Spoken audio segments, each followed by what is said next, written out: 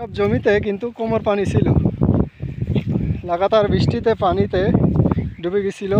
এইসব জমিতে কোমর পানি ছিল, হেঁটের উপরে পানি ছিল। পানি কমে যাওয়ার পরে ধান রোপণ করছে কৃষক।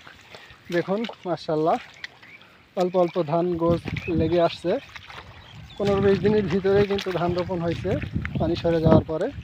1 সপ্তাহ 1.5 সপ্তাহের মতন এই ক্ষেতে ধান চাষ করছে। যাই হোক, পানি যদি আর বেশি না হয় তাহলে কৃষকের ফসলগুলো মোটামুটি ভালো হবে।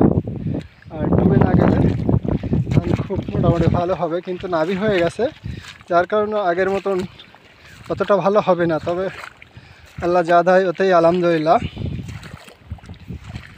ধান কাটার পরে এখানেই সরিষা বনে সরিষা হবে ইনশাআল্লাহ। সরিষার পরে আবার সরিষা ভাঙার পরে ইরি ধান হবে। এইভাবেই চলছে কৃষির জীবনযাত্রা।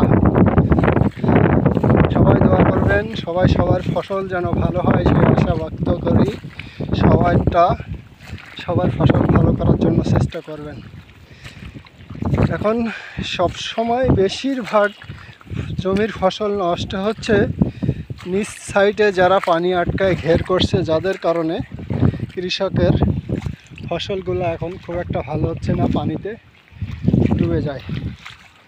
অল্প বৃষ্টি হলেই পানি যদি নিচের থেকে না যায় তাহলে পানিগুলো ক্ষতিগ্রস্ত করে দেয় কৃষকের। ধান রোপণ বা পাটেও দেখছেন, আমি ভিডিও করছি, কোমর পানি পাটে শেকড় হয়েছে, পাট পচে গেছে, পাট কত কিছু। এইভাবে চলে আসছে কৃষকের জীবন। পানি না আটকাইলে কোনো কৃষকের ক্ষতি হবে না, কারণ 1 জন 2 জন 5 জন ঘের করছে, হাজারো মানুষের জমি ডুবে যাচ্ছে সেই পানিতে।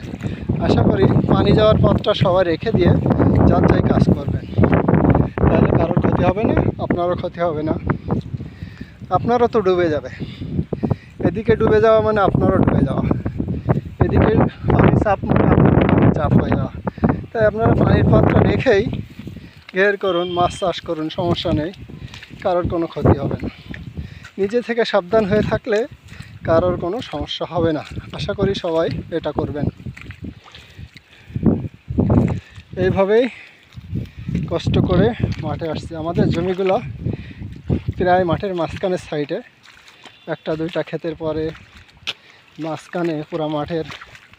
এই জন্য মাঠে আসলে ভীষণ কষ্ট হয়, হেঁটে ক্ষেত থেকে যাওয়া আসা ভীষণ কষ্ট হয়।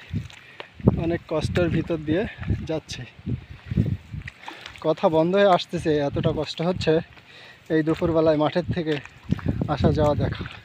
সময় নাই, বেকার মানুষ, অতিরিক্ত কাজের চাপ, এটাই হলো বেকার মানুষদের একটু সমস্যা। যাই হোক, সবাই ভালো থাকবেন। আল্লাহ হাফেজ। সবার জন্য দোয়া রইল, আমার জন্য দোয়া করবেন। আলহামদুলিল্লাহ, আল্লাহ হাফেজ।